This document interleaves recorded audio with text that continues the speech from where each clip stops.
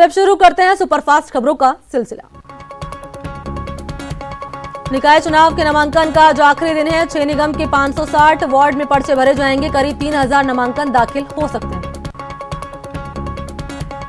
नगर निगम चुनाव में बीजेपी ने तीसरी लिस्ट जारी कर दी। जारी लिस्ट में जयपुर हेरिटेज के 99 उम्मीदवारों का नाम शामिल है। वहीं बीजेपी ने जयपुर ग्रेटर की लिस्ट भी जारी की। इस लिस्ट में 150 प्रत्याशियों का नाम है। टिकट वितरण पर कुछ कार्यकर्ताओं ने नाराजगी जताई है। बीजेपी ने कोटा निगम के प्रत्याशियों की सूची भी जारी की। कोटा उत्तर के लिए 69 प्रत्याशियों की लिस्ट जारी की। कोटा दक्षिण के लिए बीजेपी ने 66 प्रत्याशियों की लिस्ट जारी की। कोटा दक्षिण के 14 वार्ड का अभी भी फैसला होना बाकी है। जोधपुर के दोनों नगर निगम चुनाव के लिए बीजेपी ने 160 में से 155 प्रत्याशियों की सूची जारी की। 155 प्रत्याशियों में 138 चेहरे नए हैं। नगर निगम चुनाव के मैदान में आम आदमी पार्टी भी उतर गई। पार्टी ने कोटा निगम के लिए 19 प्रत्याशियों की सूची जारी की। निगम चुनाव में सियासी बयानबाजी तेज हो गई है। पीसीसी चीफ गोविंद सिंह डोटासरा ने कहा कि बीजेपी ने काम नहीं, धर्म के नाम पर बांटने का काम किया। जोधपुर नगर निगम चुनाव में आम आदमी पार्टी ने जहां चुनावी ताल ठोक दी, वहीं दूसरी तरफ उसे चुनाव चिन्ह को लेकर भी परेशानी का सामना करना पड़ रहा है। निर्वाचन विभाग ने आपको झाड़ू का चिन्ह नहीं दिया।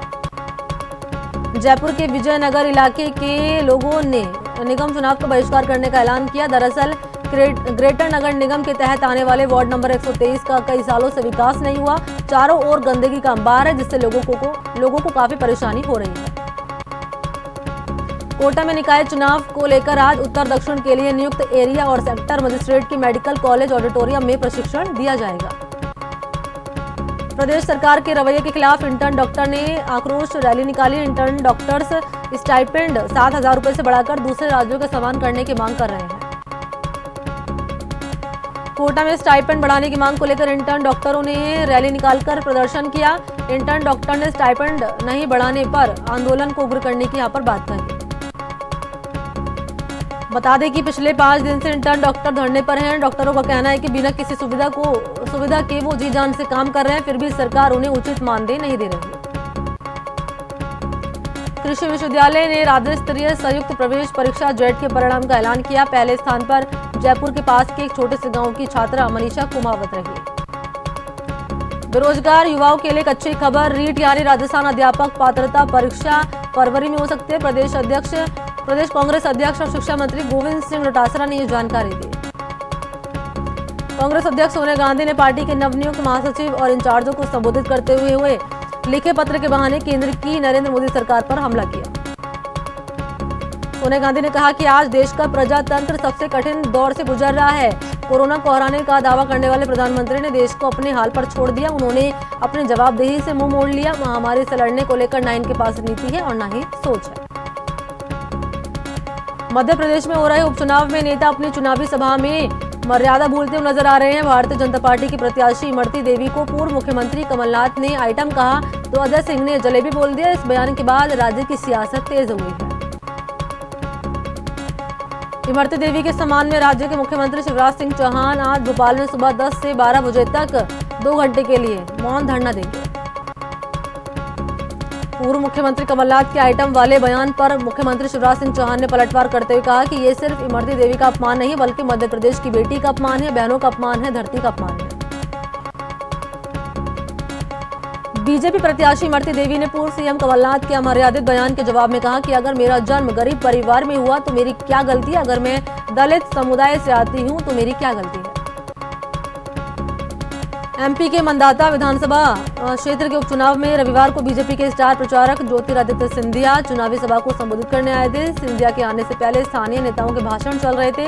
इसी दौरान जब पंधाना से बीजेपी विधायक राम दांगोरे भाषण दे रहे थे, तभी वहां मौजूद एक किसान की अचानक मृत्यु हो गई। कांग्रेस नेता शशि थरूर के पाकिस्तान मंच पर दिए गए विवादित बयान के बाद बीजेपी हमलावर हो गई है।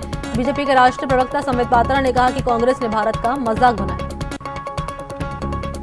उत्तर प्रदेश सरकार बिगड़ी कानून व्यवस्था को लेकर लगातार सवालों के घेरे में है। राहुल गांधी ने ट्वीट कर लिखा कि बीजेपी की शुरुआत बेटी बचाओ से हुई थी, लेकिन अब ये अपराधियों को बचा रहे हैं।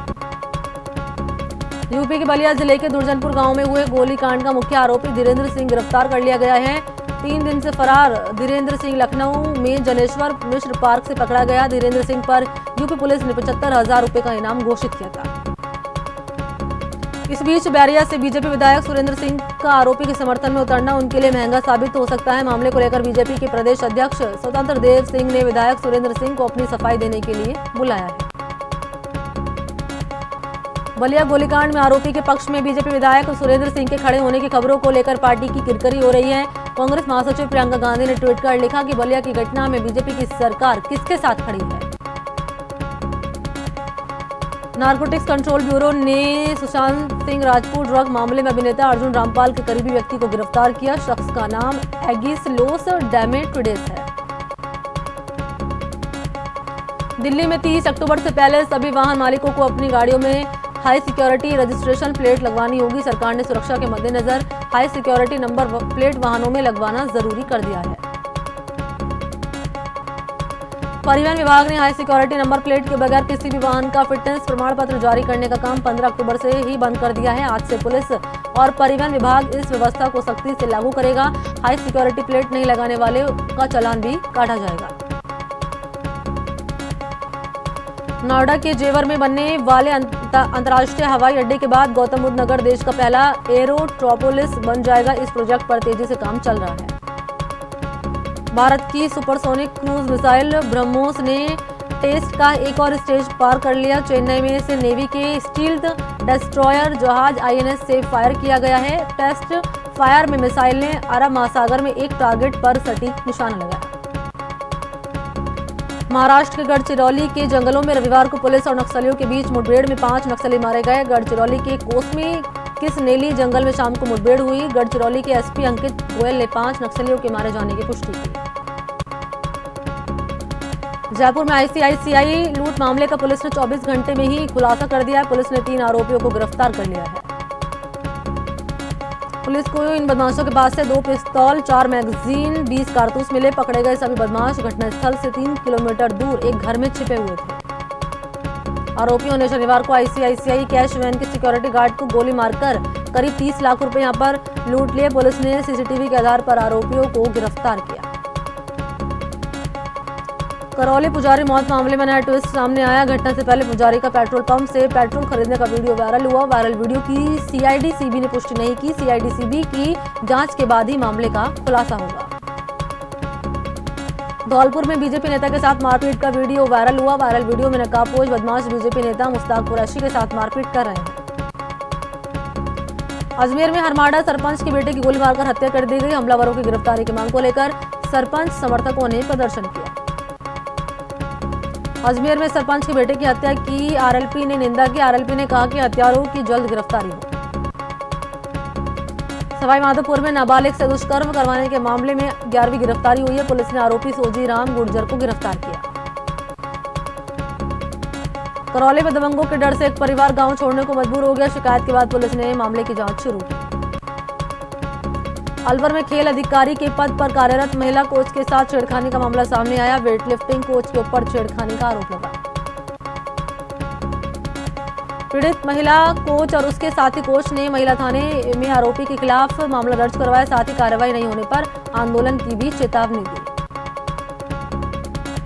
कोटा में बीती रात भीषण सड़क हादसा यहां पर हो गया। कोटा झालावाड़ हाईवे पर केमिकल से भरा ट्रक बिजली के ट्रांसफार्मर से टकरा गया। टक्कर के बाद ट्रक में आग लग गई।